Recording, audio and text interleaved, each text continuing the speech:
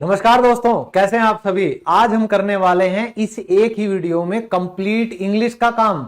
और वो कैसे दोस्तों, जब भी आप इंग्लिश का कोई भी सेंटेंस बोलते हो तो आज की इस वीडियो में हर वो सेंटेंस हम कवर करने वाले हैं। अंग्रेजी में सिर्फ 8 तरीके के आपको शब्द मिल सकते हैं, यानी पूरी इंग्लिश सिर्फ इन 8 कैटेगरीज पे डिपेंड है। और अगर आपने इन 8 टाइप्स को अच्छे से नहीं समझा तो कभी भी इंग्लिश की समझ आपको पूरी तरीके से नहीं हो पाएगी। तो चलो सीखते हैं पूरी इंग्लिश, वो भी सिर्फ एक वीडियो में। सबसे पहले आपको यह समझना है कि भाई हम बात कर रहे हैं इंग्लिश की, और इंग्लिश को हम कितने हिस्सों में बांट सकते हैं। तो मैं कहता हूं पूरी इंग्लिश को हम सिर्फ 8 हिस्सों में बांट सकते हैं, और वो जो बांटते हैं उसको हम कहते हैं पार्ट्स ऑफ स्पीच। और दोस्तों ये जो स्पीच है ना, ये और कुछ भी नहीं है, यही है हमारी भाषा। यानी कि स्पीच के हिस्से नहीं, हम बात कर रहे हैं भाषा के हिस्से, शब्द भेद। और इसकी डेफिनेशन क्या कहती है?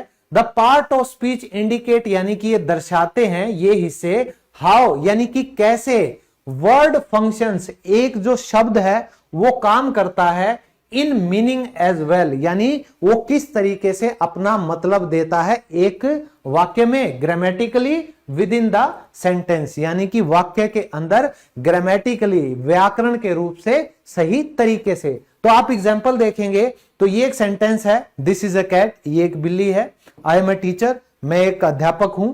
ही इज एन इंजीनियर, वह एक इंजीनियर है। और my father is going to Delhi, मेरे पापा दिल्ली जा रहे हैं। ये जितने भी आप देख सकते हैं, आप कितने हिस्सों में बांटेंगे? ये बटेगा 4 हिस्सों में। देखो 1 2 3 4, ये कितने हिस्सों में बट रहा है? ये भी 4 में।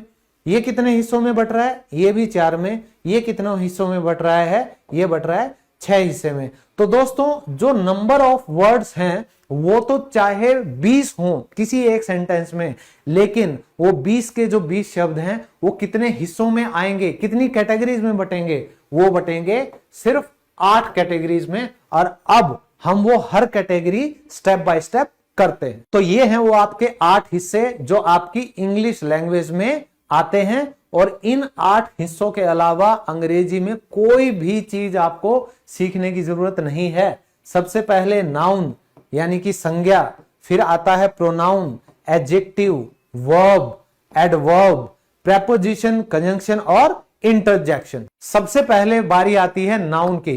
तो दोस्तों इस पूरी दुनिया में अगर आप अंग्रेजी में किसी चीज को भी आप नाम देते हैं, जैसे ये क्या है?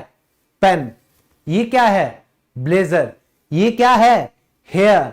ये क्या है? नोज। ये क्या है? ईयर। ये क्या है? मेरे सामने तो कैमरा है, आपके सामने तो मैं हूं, ठीक है। ये क्या है? मेरे सामने कुर्सी है।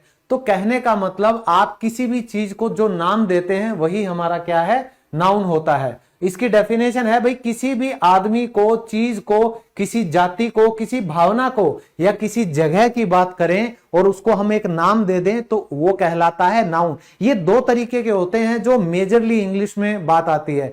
एक होता है काउंटेबल, एक होता है अनकाउंटेबल। तो दोस्तों काउंटेबल वो होता है जिसमें आपको पता हो कि इसको 1 2 3 ऐसे बोला जा सकता है, जैसे 1 पेन, 2 पेन, 3 पेन।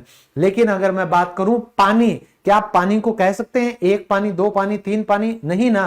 तो जिसकी गिनती ना हो सके अनकाउंटेबल, जिसकी गिनती हो सके वो काउंटेबल। अब देखो example, Ram is a good player. तो इसमें राम क्या है दोस्तों? ये एक नाम दिया हुआ है, तो ये क्या हो गया? नाउन हो गया। वह दिल्ली जाता है, ही गोज टू दिल्ली। तो एक शहर है जो कि हमारे देश की राजधानी है, उसको हमने क्या नाम दे रखा है? दिल्ली। तो ये क्या हो गया? नाउन हो गया। दिस बुक इज माइन, यह किताब मेरी है। तो कागज के टुकड़े जिनके ऊपर कुछ लिखा हुआ है, कुछ छपा हुआ है, उनको हमने बाइंड कर दिया, तो उस चीज को हमने क्या कहना शुरू कर दिया? किताब। उसके बाद है कि कुत्ता एक वफादार जानवर है। तो दोस्तों 4 टांगों का एक तरीके का दिखने वाला जो जानवर है, हमने उसको नाम दे दिया क्या? Dog, cat. ये अलग अलग तरीके की हमने एक नाम से जाति डिसाइड कर दी, एक रेस डिसाइड कर दी। तो ये डॉग हमारा क्या हो गया? नाउन हो गया। दूसरा है दोस्तों प्रोनाउन। तो जैसे आप फोन इस्तेमाल करते हो ना कि ये प्रो 14 आ गया, ये प्रो 16 आ गया, तो प्रो का मतलब होता है एक अपग्रेडेड वर्जन, ठीक है। तो नाउन का एक अपग्रेडेड वर्जन क्या है? आप कहेंगे प्रोनाउन। तो नाउन की जगह जो हम नाम इस्तेमाल कर सकते हैं उसको कहेंगे प्रोनाउन यानी कि सर्वनाम। ठीक है, ये किसको रिप्लेस करते हैं? संज्ञा यानी कि नाउन को। तो दोस्तों जब हमें किसी का नाम पता हो कि सतेंद्र एक अध्यापक है, सतेंद्र अंग्रेजी पढ़ाता है, सतेंद्र बाहर जाता है, सतेंद्र वहां रहता है, बार बार सतेंद्र सतेंद्र, ठीक है, वैसे सतेंद्र मेरा नाम है, तो अगर आप ऐसा बोलेंगे तो बड़ा अटपटा लगेगा, पूरी दुनिया अपना नाम नाम करती रहेगी और उसी से क्या हो जाएगा, सब काम खराब हो जाएगा। तो होता यह है कि ये जो शब्द हैं ये तब काम में आते हैं जब आपको किसी का नाम पता ना हो, यानी नाम की जगह पे जो शब्द इस्तेमाल किए जाएं वो कहलाते हैं प्रोनाउन। ठीक है, तो वह सो रही है तो लड़की है तो शी, वह खेल रहा है लड़का है तो ही, और मैं जा रहा हूं तो मैं के लिए मैंने शब्द रखा है आई, और ये आपकी कलम है तो जो नॉन लिविंग चीजें हैं उसके लिए हम क्या यूज करते हैं? सब्जेक्ट इट का। और उन्होंने अपनी किताबें खो दी तो एक से ज्यादा जो लोग होते हैं उनके लिए सब्जेक्ट होता है दे, हम के लिए वी। तो ये सारे हमारे क्या हैं? प्रोनाउन हैं। जब आपको किसी की चुगली करनी हो, किसी की बुराई करनी हो या किसी की तारीफ करनी हो, तो अगर आप अच्छे हैं तो आप तारीफ करेंगे, अगर आप बुरे हैं तो आप बुराइयां करेंगे। और ये जो अच्छाई बुराई है ये किससे बताते हैं हम इंग्लिश में? एडजेक्टिव। तो दोस्तों याद रखिएगा ये जो डी है ना ये हमारा साइलेंट होता है। तो कई जो मैंने टीचर देखे हैं वो कहते रहते हैं एडजेक्टिव पढ़ाएंगे, आज एडजेक्टिव करेंगे, ये बिल्कुल गलत प्रोनाउंसिएशन है। एडजेक्टिव बोला जाता है क्योंकि डी तो है ही नहीं यहां पे, वो बोला नहीं जाएगा, साइलेंट है। तो ये क्या बताएंगे? ये गुणों के बारे में, अवगुणों के बारे में और सिचुएशंस, अवस्थाओं का वर्णन करते हैं, यानी कि बताएंगे। एग्जाम्पल देखो, वह एक ईमानदार लड़की है, तो वो लड़की तो है, अच्छी बात है, लेकिन कैसी लड़की है? ऑनेस्ट। तो ये उसकी क्या हो गई? हाईलाइट हो गई, उसको हाईलाइट करता है, कुछ स्पेशल बताता है। मैं मजबूर हूं, भाई मैं कैसा हूं? मैं हूं मजबूर, यानी शादीशुदा। नहीं नहीं नहीं, मेरे मुंह से निकल गया। तो हेल्पलेस का मतलब होता है मजबूर। ठीक है, फिर वह अंधा आदमी है, तो भाई आदमी तो है लेकिन कैसा है? बूढ़ा है, जवान है, अंधा है, लाचार है। आप कह रहे हैं यहां पर वो अंधा है, तो ब्लाइंड होना ये विशेषता नहीं है, ये उसकी पहचान बता रहा है कि किस तरह का इंसान है। तो वे बहुत आलसी हैं, तो वे किस तरह के इंसान हैं? वे हैं आलसी। और वह बहुत शरारती है, तो जो बच्चा शरारती होता है उसको हम क्या कहते हैं? बहुत क्या है? नोटी है। तो आप अगर किसी की पहचान बताते हो, विशेषता बताते हो, गुण अवगुण जो भी चीजें बताते हो, उसके लिए इंग्लिश में जो शब्द इस्तेमाल होते हैं उन्हें कहा जाता है एडजेक्टिव। अब थोड़ी विशेषता मैं अपनी भी बता देता हूं कि मेरा एप्लीकेशन है इंग्लिश लवर्स के नाम से, जिसको आप गूगल प्ले स्टोर से डाउनलोड कर सकते हैं। और अगर आपको मेरी लाइव क्लासेस का स्पोकन इंग्लिश कोर्स ज्वाइन करना है, या आपको रिकॉर्डेड क्लासेस का स्पोकन इंग्लिश कोर्स चाहिए, आपको कंप्लीट स्पोकन इंग्लिश के स्टडी मटेरियल का कंटेंट चाहिए, या आप लोगों को रिकॉर्डेड और लाइव क्लासेस की रिकॉर्डिंग्स का एक मिला जुला कोर्स चाहिए, तो 599 से लेकर 1499 तक के कोर्सेज हमारे पास आज के दिन मौजूद हैं। तो जल्दी से आप एप्लीकेशन डाउनलोड कीजिए इंग्लिश लवर्स और अपना स्पोकन इंग्लिश बोलने की जर्नी स्टार्ट कर दो। और नए साल पर मैंने आप सबके लिए 500 रुपए का डिस्काउंट कर दिया है। आरंभ बैच जो अभी लाइव क्लासेस का बैच चालू है उसको हमने 1999 से घटा के 1499 कर दिया। मेरी तीनों किताबें बोनस के रूप में नए साल का तोहफा आपको मिल रहा है। 1000 रुपए की ई बुक्स फ्री में दे रहा हूं। और इस प्रयास कोर्स में भी आपको ये किताबों के साथ साथ सिर्फ 799 में ये कोर्स मिल रहा है। इसमें लाइव क्लासेस की 30+ क्लासेस की रिकॉर्डिंग्स आपको मिलेगी, वो भी स्टडी मटेरियल के साथ। और कोई भी आपको इंफॉर्मेशन चाहिए तो नीचे गए ये जो नंबर हैं आप इन पे कांटेक्ट कर सकते हैं, 8220165880 या 9599170384। और मेरे कोर्स जितना ही जो जरूरी शब्द है इंग्लिश में वो है दोस्तों वर्ब। इंग्लिश में कोई भी वाक्य, कोई भी सेंटेंस इस शब्द के बिना तो बन ही नहीं सकता। एग्जाम्पल चाहिए? सिट डाउन, बैठ जाओ, जाओ, गो, लिखो, राइट। ये एक शब्द जो मैं आपको कह रहा हूं ये हमारा क्या है? वर्ब ही है, यानी कंप्लीट सेंटेंस भी यही है, लेकिन इसके बिना कोई सेंटेंस नहीं बन सकता। तो वर्ब क्या है? ये मुख्य हिस्सा है, मेन पार्ट है किसी भी स्पीच का यानी भाषा का, जो कि अक्सर इस्तेमाल होता है बताने के लिए या दिखाने के लिए क्या, एक एक्शन यानी कि एक काम, एक प्रक्रिया होते हुए। एग्जाम्पल देखो, वह पानी पी रही है, तो क्या काम हो रहा है, पानी पीने का, तो ये है हमारी वर्ब। वे हॉकी खेल रहे थे, दे वर प्लेइंग हॉकी, तो काम कौन सा हुआ, खेलने का। राम तेजी से तैरता है, तो राम क्या काम करता है, तैरने का, तो स्विम क्या हो गया, ये वर्ब हो गई। सूरज पूर्व में उगता है, तो सूरज और पूर्व काम क्या हो रहा है, सूरज के उगने का। So the sun rises in the east, और मेरी मां खाना बना रही है, माय मदर इज, क्या काम कर रही है मम्मी, खाना बनाने का, कुकिंग फूड। तो जब भी आप काम के बारे में बात करेंगे, हमेशा वो शब्द आपको क्या दिखाएगा कि वो क्या है, वो है क्रिया यानी कि वर्ब। तो काम तो आपने समझ लिया कि कोई भी काम हो रहा हो तो वो वर्ब होती है, लेकिन वो काम कहां हो रहा है, कब हो रहा है और कैसे हो रहा है, इन 3 सवालों के जवाब अगर पूरे सेंटेंस में कोई भी शब्द आपको देता है तो वो आपका क्या है, एडवर्ब है। दोस्तों एडवर्ब अपने नाम से ही मशहूर है, एड प्लस वर्ब, यानी कि ये क्रिया में कुछ ऐड करता है, यानी कि एक्स्ट्रा जानकारी हमें देता है। कैसी जानकारी, भाई कोई भी काम कहां हो रहा है, कैसे हो रहा है, और फ्रीक्वेंसी क्या है होने की, भाई रोज हो रहा है, हफ्ते में एक बार हो रहा है, साल में एक बार हो रहा है, ये सारी चीजें आपको एडवर्ब बताता है। और सबसे मजेदार बात दोस्तों, इंग्लिश में 90% शब्द जो ly से एंड होते हैं ना, ये सारे हमारे क्या हैं, एडवर्ब ही हैं। एक्सीडेंटली, सडनली, एक्चुअली, तो ये सारे एक्चुअली में क्या हैं, एडवर्ब हैं। जैसे वह सुंदर बांसुरी बजाता है, he plays the flute beautifully, तो वह बजाता तो है लेकिन कैसे बजाता है, बड़ा भाई सुंदर बांसुरी बजाता है या बेसुरी बजाता है, ये दोनों चीजें कौन बता रहा है, ये शब्द बता रहा है। आप अपना काम ईमानदारी से करें, तो काम तो करें लेकिन कैसे करें, ऑनेस्टली, यानी कि ईमानदारी से काम करना, ये उसकी क्या है, विशेषता, किसकी, काम करने की। तो वर्क जो हो रहा है ऑनेस्टली हो रहा है, तो ये एडवर्ब है। रिया मधुरता से गाना गाती है, रिया सिंग्स सॉन्ग स्वीटली, तो मैंने कहा ना ly से खत्म होने वाले 90% वर्ड्स आपके इसी कैटेगरी में आते हैं।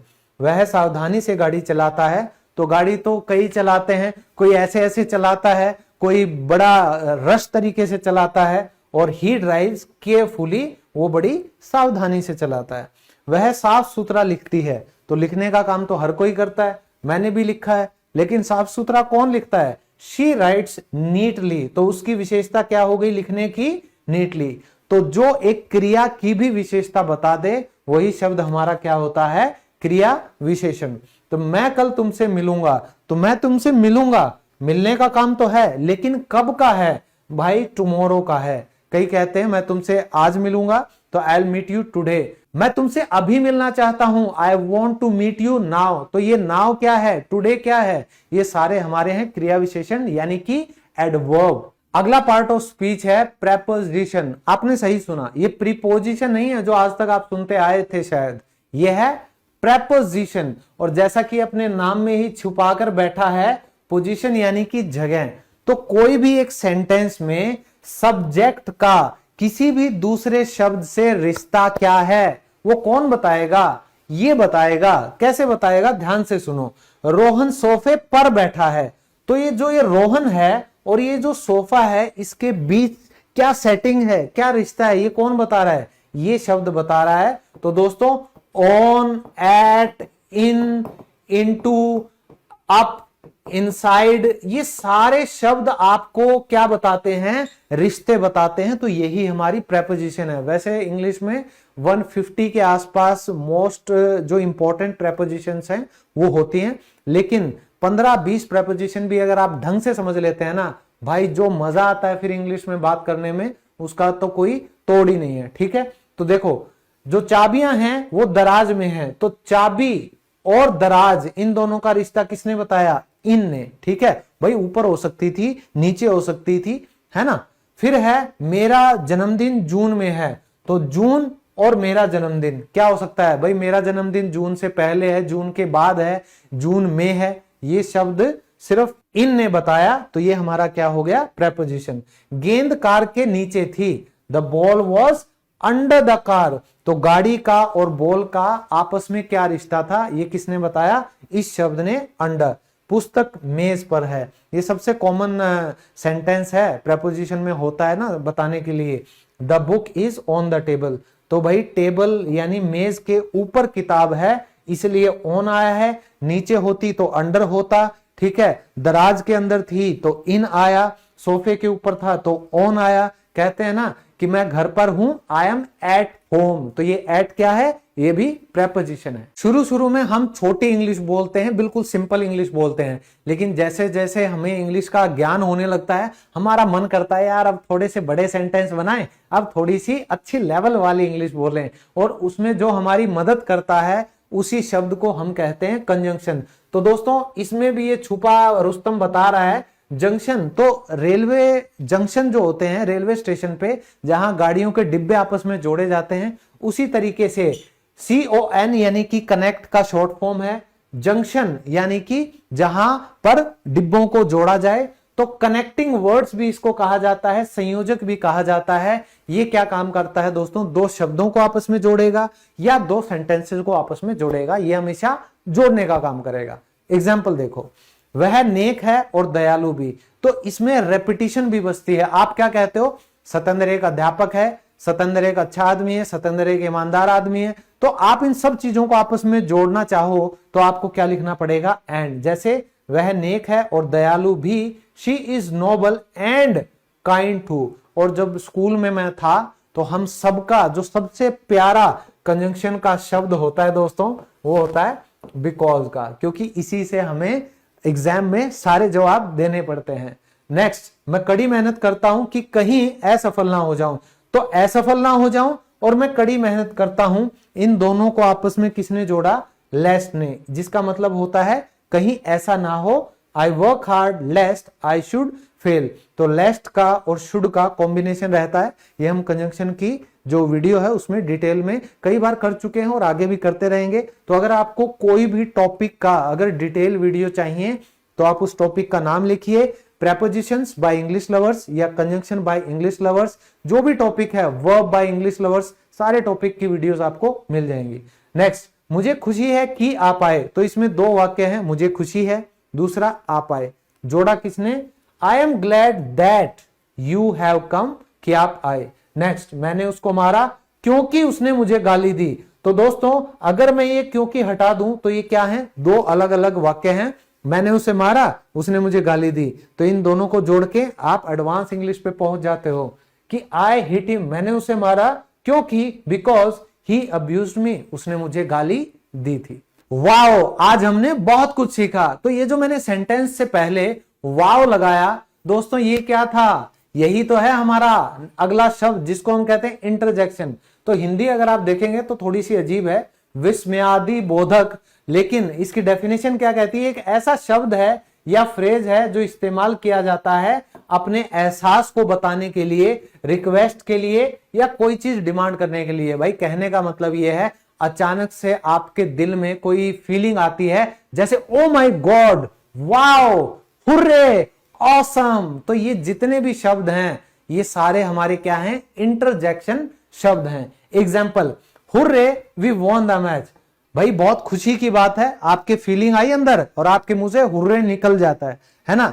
वैसे तो एफ वर्ड भी निकलता है कईयों के मुंह से, शिट भी निकलता है कईयों के मुंह से भी, और मतलब शिट निकालने के यार मुंह से, अरे लेकिन ये क्या है, ये इंटरजेक्शन है। You don't literally mean these words but they are just expression of your sudden emotions. तो याद रखिएगा, ये मत सोचिएगा किसी ने बोला शिट तो आप उसको कहने लग जाए भाई शिट तो सुबह आप अलग जगह से करते हो, अभी क्या कर रहे हो, ठीक है। बोलने का मतलब है, करने का नहीं है।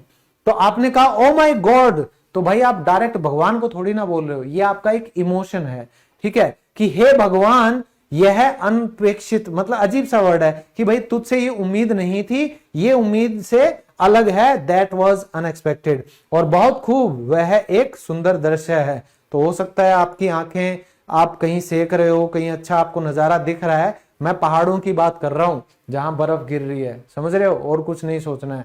तो वाओ, तो ये जो शब्द आप बोलते हो ये सारे क्या हैं, ये सारे आपके हैं इंटरजेक्शन। तो इसी के साथ इस वीडियो को हम यहां खत्म करते हैं, लेकिन जाने से पहले अगर आप इस पूरी वीडियो की फ्री पीडीएफ चाहते हैं तो आप जुड़ सकते हैं मेरे Telegram channel English lovers official पर। उसका लिंक वीडियो के डिस्क्रिप्शन में दे रखा है, फ्री ऑफ कॉस्ट।